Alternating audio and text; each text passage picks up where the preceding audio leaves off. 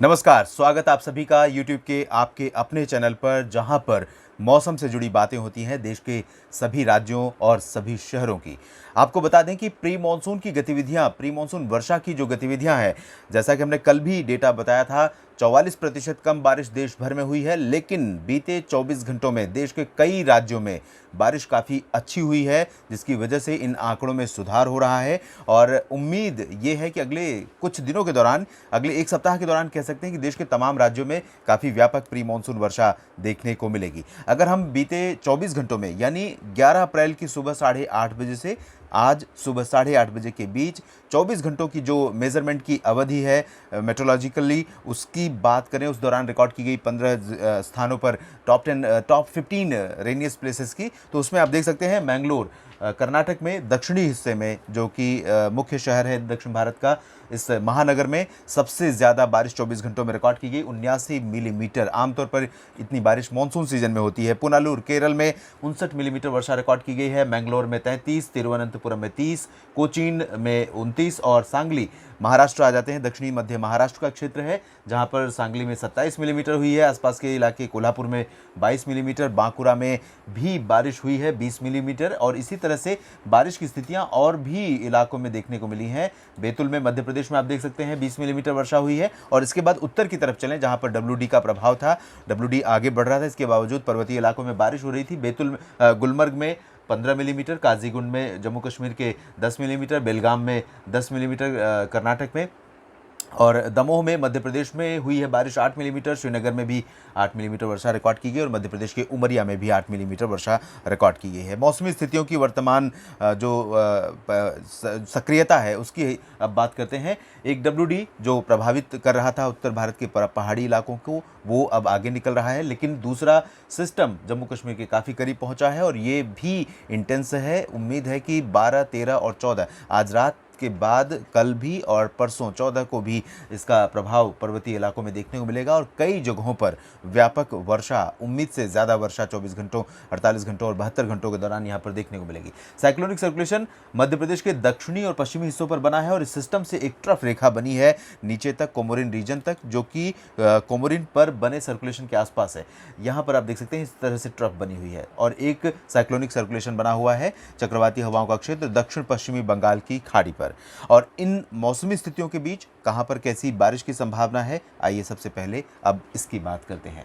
उत्तर भारत के पर्वतीय इलाकों पर इस श्रृंखलाबद्ध पश्चिमी विक्षोभों के प्रभाव से उम्मीद है कि जम्मू कश्मीर से लेकर गिलगित बाल्तिस्तान, मुजफ्फराबाद और लद्दाख ही नहीं, बल्कि हिमाचल प्रदेश और उत्तराखंड के उत्तरी इलाकों में भी कई जगहों पर अगले 3 दिनों के दौरान लगातार बारिश का मौसम बना रहेगा। इन सभी पर्वतीय पश्चिमी हिमालयी क्षेत्रों में आसमान में बादल छाए रहेंगे और गरज के साथ रुक रुक कर हल्की से मध्यम बारिश कुछ स्थानों पर हमें देखने को मिलती रहेगी। कहीं कहीं पर बर्फबारी की भी संभावना है, क्योंकि जब लगातार बादल छाए रहते हैं और बारिश की गतिविधियां होती रहती हैं, तब उस दौरान तापमान काफ़ी नीचे होते हैं और तापमान जब नीचे होता है उस दौरान सुबह या रात के समय कुछ स्थानों पर बर्फबारी की गतिविधियां इस मौसम में भी, अप्रैल में भी हमें देखने को मिल जाती हैं। तो ऐसा ही कुछ मौसम रहेगा यहाँ पर और हमें देखने को मिल सकती हैं बर्फबारी की भी गतिविधियाँ। मैदानी इलाकों की तरफ अगर देखें तो पंजाब, हरियाणा, उत्तर प्रदेश और राजस्थान के क्षेत्रों तथा आसपास के भागों में और दिल्ली NCR में भी आसमान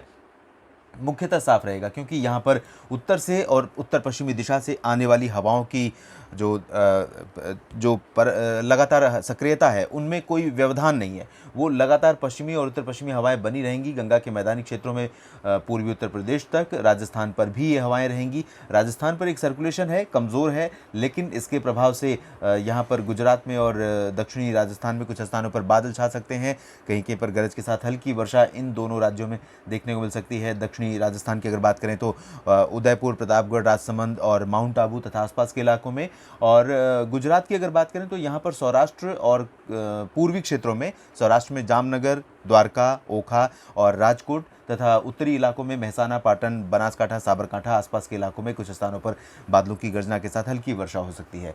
उत्तर प्रदेश में पूरी तरह से मौसम साफ रहेगा। पंजाब, हरियाणा, दिल्ली NCR में मौसम साफ रहेगा। बिहार में भी बारिश की संभावना नहीं है। झारखंड और गंगीय पश्चिम बंगाल में भी कल से मौसम साफ हो जाएगा। आज रात तक कुछ इलाकों में गतिविधियां हो सकती हैं। शाम को भी कहीं कहीं पर तेज़ आंधी चलने या गरज के साथ बूंदाबांदी होने की संभावना है, क्योंकि यहाँ पर अभी भी बंगाल की खाड़ी की तरफ से मॉइस्चर का फ्लो इस तरह से लगातार बना हुआ है। इसी वजह से यहाँ पर कुछ हलचल हो सकती है मौसम में। पूर्वोत्तर में अरुणाचल प्रदेश में कई जगहों पर हल्की से मध्यम, कुछ स्थानों पर तेज वर्षा की संभावना है।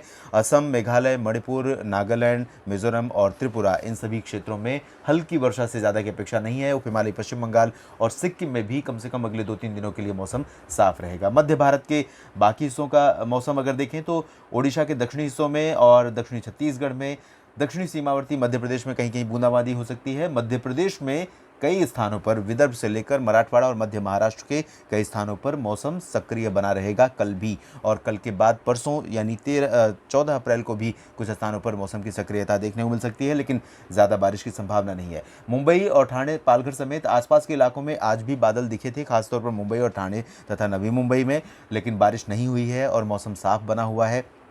यहाँ पर आंशिक बादल अगले 24 घंटों के दौरान देखने को मिल सकते हैं, लेकिन बारिश की संभावना मुंबई में, देश की आर्थिक राजधानी में, फिलहाल नहीं है। और आगे बढ़ें, दक्षिण की तरफ चलें तो दक्षिणी प्रायद्वीपीय भारत में दक्षिणी कर्नाटक के साथ साथ तटीय कर्नाटक का उत्तरी इलाका और केरल भी प्रभावित होगा सक्रिय मौसम के चलते, और अगले 24 से 48 घंटों के दौरान काफ़ी व्यापक वर्षा होने की संभावना यहाँ पर नज़र आ रही है। 48 घंटों के बाद मौसम धीरे धीरे कमज़ोर होने लगेगा, मौसम की सक्रियता, मौसम की हलचल कम होने लगेगी और आसमान साफ होने लगेगा, बारिश की गतिविधियाँ दक्षिणी प्रायद्वीपीय भारत में बंद हो जाएंगी। लेकिन 24 घंटों के दौरान और 24 घंटों के बाद 48 घंटों के दौरान तेलंगाना, आंध्र प्रदेश, तमिलनाडु, पुदुचेरी, लक्षद्वीप, अंडमान व निकोबार द्वीप समूह, इन सभी क्षेत्रों में कई जगहों पर गरज के साथ हल्की से मध्यम प्री मानसून वर्षा हमें देखने को मिल सकती है। और 48 घंटों के बाद आपको बता दें कि 15 या 16 अप्रैल के बाद, 16 अप्रैल से एक बार और एक सक्रिय पश्चिमी विक्षोभ आएगा, और आगामी जो इस सिस्टम के बाद जो सिस्टम आ रहा है उत्तर भारत में, वो इंड्यूस्ड करेगा एक सर्कुलेशन मैदानी इलाकों पर, और उसका प्रभाव काफ़ी ज़्यादा रहेगा। तो 16 अप्रैल से हम उम्मीद कर सकते हैं कि मैदानी इलाकों में तमाम जगहों पर वर्षा की गतिविधियां देखने को मिलेंगी, जिसमें राजस्थान भी शामिल होगा, पंजाब, हरियाणा और उत्तर प्रदेश भी प्रभावित होंगे। धीरे धीरे उन सिस्टमों का प्रभाव पूर्वी भागों में पहुंचेगा, तो 16-17 अप्रैल के बाद हमें पूर्वी भागों में फिर से अच्छी वर्षा देखने को मिल सकती है।